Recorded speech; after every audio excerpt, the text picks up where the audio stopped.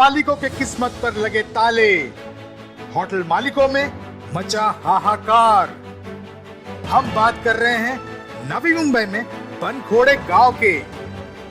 महाराष्ट्र सरकार द्वारा लगाए गए नाइट कर्फ्यू के बाद हमारे पत्रकार ने जब होटल मालिकों से बात करने पर उन्होंने ये बताया कि सरकार ने जो फैसला लिया है वह काबिले तारीफ है, परंतु हम सब के यहाँ जो वर्कर काम कर रहे हैं उनको वेतन देने में दिक्कत आएगी। लोन लिया हुआ EMI आखिर कैसे चुका पाएंगे? रात के समय में ही सभी ग्राहक आते हैं। इस लॉकडाउन में हम सभी को काफी दिक्कतों का सामना करना पड़ा और आज फिर से नाइट कर्फ्यू के कारण जो हमारा धंधा क्रिसमस एवं 31 दिसंबर को ज्यादा होता है, अब भरपाई करना मुश्किल हो जाएगा। सरकार से यही गुजारिश करते हैं कि इसका कोई हल निकाले। देसी लड़का होटल के नाम से रेस्टोरेंट चला रहा हूँ। Veg and non veg restaurant है। मेरे को कम से कम ये इंडस्ट्री में आके 12-15 साल हो गए।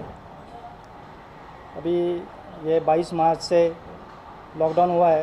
ये जागतिक महामारी के कारण लॉकडाउन केंद्र सरकार ने जाहिर किया था, लेकिन ये लॉकडाउन 21 दिन के लिए जाहिर करने के बाद वो लॉकडाउन बढ़ते कम से कम 9-10 महीना हो गए।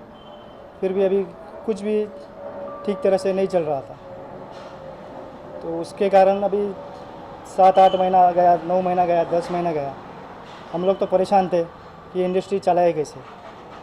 तो केंद्र सरकार ने जब भी जाहिर किया था तभी बोले थे कि ये होने के बाद कम करेंगे। फिर उन्होंने कहा कि तुम थाली बजाओ, उसके बाद मेणबत्ती जलाओ, सब किया।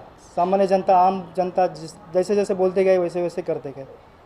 अभी हमारे इंडस्ट्री के बारे में कहने जाएंगे तो 40 लाख इंडस्ट्री में लोग काम करते हैं।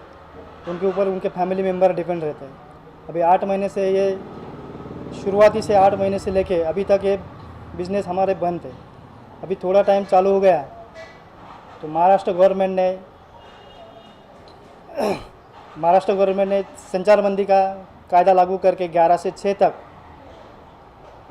ये संचारबंदी लागू करने के बाद जो सीज़न आता है 25 दिसंबर नाताल का और 31 दिसंबर जो हमारा साल का प्रॉफिट का दिन रहता है, यही दिन पे उन लोगों ने रोक लगाई है।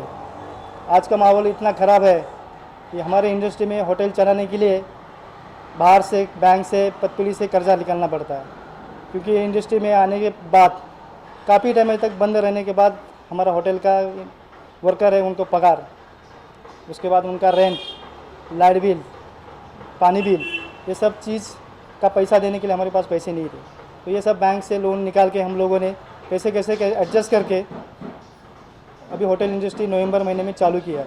तो लगा गया अभी दिसंबर में थोड़ा बहुत एक रूट पे आया कि चलो अभी कुछ ना कुछ होने वाला है।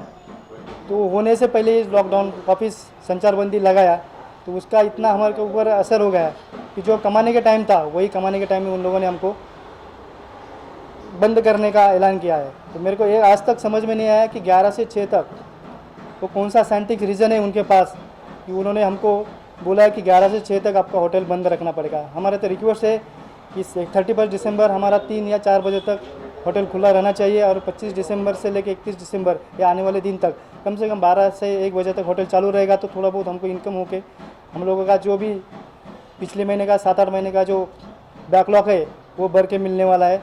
नहीं तो आज की तारीख में इतना नुकसान हुआ है कि बैंक के EMI हमारे जाने नहीं जा रहे। उसके बाद छोटे मोटे खर्चे वो हम लोग इधर उधर से एडजस्ट करके कैसे भी करके चला रहे। घर की रोजी रोटी के कारण इतने परेशान है घर वाले भी। कई लोग तो फ्रस्ट्रेट हो गए इस कारण, होटल बंद करिए। किसी ने तो अभी एक व्यवसाय छोड़ के दूसरे व्यवसाय में चले गए।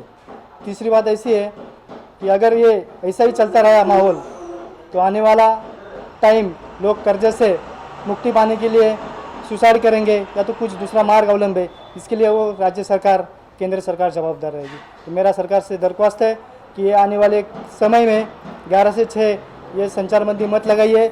जो ब्रिटेन में आपको कोरोना पॉजिटिव का रुग्ण मिला है उसके कारण उन्होंने जो फ्लाइट आने वाला है उसके ऊपर रोक लगा दीजिए।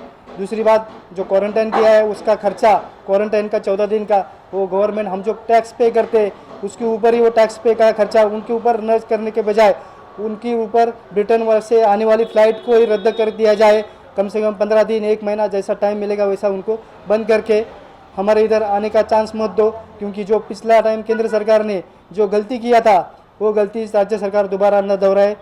दूसरी बात, हमारे राज्य सरकार से दरख्वास्त है कि अभी का टाइम बहुत ख़राब चल रहा है, उसमें से हमको टैक्स में, पानी बिल, लाइट बिल में कुछ कंसेशन मिलेगा तो थोड़ा बहुत हमको आधार मिलने वाला है। आज का समय कोरोना की वजह से सर्वसामान्य जनता पूरी की तरह से मिट गई है, लोटपोट हो गई है, तो उसका कारण राज्य सरकार को इसके बारे में सोचना चाहिए था। बैंक के EMI बोले अभी मत भरो, लेकिन बैंक वाले इतने परेशान करते हैं हमको कि अभी EMI नहीं भरेंगे तो तुमको नोटिस लगाएंगे, ताला लगाएंगे। तो आज के तारीख में गवर्नमेंट को सोचना चाहिए था कि ऐसा बिजनेस मुंबई हो या पुणे हो, 24 घंटा चलने वाला सिटी को आप रोक मत लगाइए, उसके ऊपर दूसरा पर्याय निकाल के आप उसके ऊपर कुछ ना कुछ सोल्यूशन निकालिए। सेकंड ऑप्शन जो रहेगा, जो अच्छा लगे गवर्नमेंट को, हम गवर्नमेंट के साथ है, लेकिन जो 11 से 6 का है उसके लिए आप ज़रा सोचना चाहिए।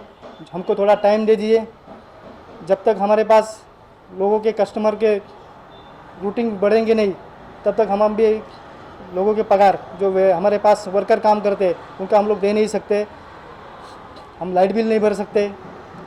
तो आज के तारीख में कोरोना जाएगा नहीं जाएगा वो किसी को पता नहीं, लेकिन आदमी जा रहे हैं उसके लिए सरकार को सोचना चाहिए। और रही बात 11 से 6 की, तो सरकार को मेरी दरख्वास्त है कि इसके ऊपर आप पुनर्विचार करें। धन्यवाद। Manoj Singh, bureau chief, NSE news, Navi Mumbai.